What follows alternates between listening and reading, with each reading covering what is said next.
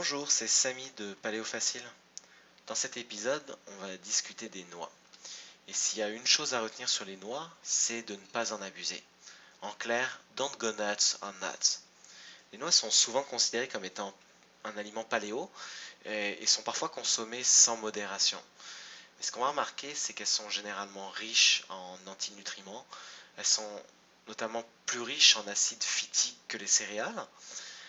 Euh, et cet acide phytique va réduire l'absorption de certains minéraux comme le fer et semble causer des problèmes de digestion à une partie de la population. Alors, les noix, déjà ce qu'il faut remarquer, les noix, c'est une sorte de fruit séché. Et ce qu'on appelle communément noix, c'est pas nécessairement strictement des noix. Donc on a les vraies noix, comme la noisette, le gland, la pécan, la castanée. On va avoir des graines de fruits, comme les amandes, les pistaches, pignons de pain et cajou.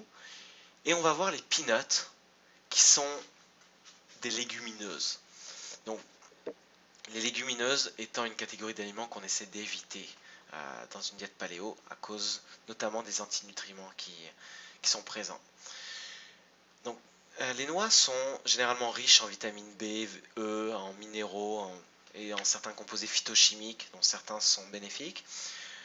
Et les études, donc certaines études à la fois cliniques et épidémiologiques, c'est-à-dire d'observation, vont suggérer que les noix ont un effet positif, notamment sur le profil lipidique.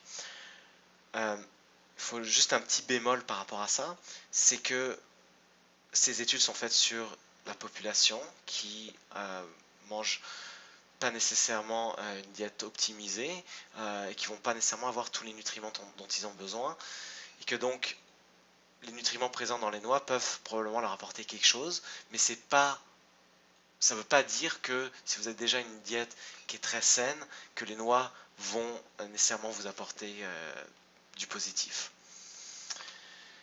Alors, ce qui peut poser problème dans les noix, c'est les antinutriments qui peuvent causer des problèmes de digestion, comme certaines lectines, comme l'acide phytique, l'excès d'acides gras polyinsaturés, donc les fameux oméga 6, qui sont inflammatoires, et la quantité de carbs qui peuvent poser problème pour les personnes qui cherchent à perdre du poids et qui ont choisi pour ça une approche très faible en carbs. Alors, en premier, les lectines. Les lectines, donc c'est un antinutriment qui est aussi présent dans les légumineuses, et certaines lectines sont extrêmement toxiques. Donc, si on prend le cas par exemple des peanuts, les lectines des peanuts sont retrouvées intactes dans le sang jusqu'à 4 heures après l'ingestion. Et l'huile de peanut est connue comme étant tellement athérogénique, c'est-à-dire créant de la plaque dans les artères, qu'elle est même utilisée par les chercheurs pour causer des problèmes cardiovasculaires chez les lapins. Alors, la bonne nouvelle, c'est que la plupart des lectines sont désactivées par la chaleur au moment de la cuisson, et que contrairement aux légumineuses, les noix ne sont pas autant un poison avant la cuisson. C'est extrêmement déconseillé de manger des légumineuses, c'est quasiment impossible de toute manière de manger des légumineuses à l'état cru, mais c'est possible de manger des noix sans complètement s'intoxiquer. Deuxième antinutriment, c'est l'acide phytique. Les herbivores peuvent digérer l'acide phytique, mais nous sommes des omnivores. Et ce qui va se passer chez nous, c'est que l'acide phytique se lie avec des minéraux comme le zinc, le fer, le magnésium, le calcium, et empêche notre système digestif de les absorber. Donc, si on regarde les études, ce qu'on va voir, c'est qu'on va avoir par exemple 20% de plus de zinc, et on va absorber 20% de plus de zinc et 60% plus de magnésium sans acide phytique. Par chance, ça n'a pas d'effet sur les minéraux qui sont déjà assimilés par le corps. L'autre point, c'est que l'acide phytique va interférer avec les enzymes de la digestion, comme la pepsine, la trypsine, qui vont jouer un rôle dans la digestion des protéines, et l'amylase qui va jouer un rôle dans la digestion de l'amidon.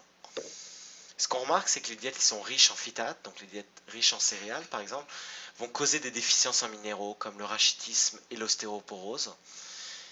Et le point important à retenir ici, c'est que les nutriments, c'est différent de regarder les nutriments qui sont présents dans un aliment et la biodisponibilité, c'est-à-dire notre capacité à aller chercher ces nutriments avec la digestion. parce que quand on a des antinutriments comme l'acide phytique par exemple, les nutriments, on est moins capable d'aller les chercher, donc c'est comme s'ils n'étaient pas là. Si on regarde ensuite les graisses polyinsaturées présentes dans les noix, on rappelle qu'on a 3 types de gras. On va avoir les graisses saturées, comme les graisses animales et tropicales, comme l'huile de coco. On va avoir les monoinsaturées, comme l'avocat, l'huile d'olive. Et on va avoir les polyinsaturées, dans lesquelles il y a 2 sous-catégories. Les oméga 6, qui sont les huiles végétales, canola, maïs, tournesol, margarine. Et les oméga 3, qui viennent des poissons gras, comme les sardines et le saumon. Ce qu'on va chercher à faire, c'est de balancer les oméga 6 avec les oméga 3. On va essayer d'en avoir dans des proportions similaires. Donc, ce qu'on va chercher à faire pour ça, c'est de réduire les oméga 6 et d'augmenter les oméga 3. Le problème dans les noix, c'est qu'elles sont extrêmement riches, pour la plupart, en oméga 6. Les noix de Grenoble et les pignons de pin, par exemple, sont celles qui ont le plus d'oméga 6, et le macadamia et la castanée étant celles qui en ont le moins. Donc, il faut faire attention à ça. Ensuite, les carbs. Donc, ce qui va se passer, c'est que quand on va consommer des noix et d'autres aliments qui contiennent des carbs comme les féculents par exemple, on va avoir ce qu'on appelle un pic d'insuline. L'insuline étant une hormone qui est dite anabolique, c'est-à-dire une hormone de stockage. Cette hormone va informer les cellules de stocker les graisses. Et donc, ce qui va se passer, c'est hormonalement, le corps va se mettre dans un état où il cherche à engraisser. Et donc, pour les personnes qui cherchent à perdre du poids, c'est peut-être pas l'idée du siècle de consommer des carbs, notamment à cause de leur quantité de, justement, notamment d'éviter de consommer trop de noix à cause de la quantité de carbs. Mais donc ne tournons pas complètement fou.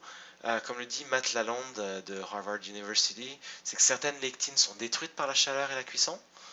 Donc les amandes grillées, par exemple, vont avoir une partie de leur lectine qui vont être détruites ou désactivées. Mais certaines lectines survivent à la chaleur, survivent à la digestion, entrent dans le sang et sont extrêmement allergéniques, comme les peanuts. Donc, les peanuts, absolument éviter. Mais on doit faire du cas par cas, on ne peut pas juste dire tout ce qui a des lectines ou tout ce qui a de l'acide phytique, c'est mauvais. Ramiel Nagel de la Weston & Price va nous informer par exemple que l'homme tolère une quantité modérée d'acide phytique, pouvant aller jusqu'à 400 mg par jour par exemple. Donc, à consommer, si on consomme avec modération, juste une petite poignée de noix, probablement que ça devrait être correct. Et l'autre point, c'est que une partie des antinutriments peuvent être désactivés grâce à une préparation adéquate. Donc, si par exemple on va laisser tremper des noix dans de l'eau salée pendant une vingtaine d'heures, ça va désactiver une partie de ces lectines ou de l'acide phytique. Le fait de fermenter et de germer vont aussi améliorer la biodisponibilité des minéraux en présence de phytates. Et l'autre point, c'est donc faire griller va aussi désactiver certains des antinutriments, mais ça va aussi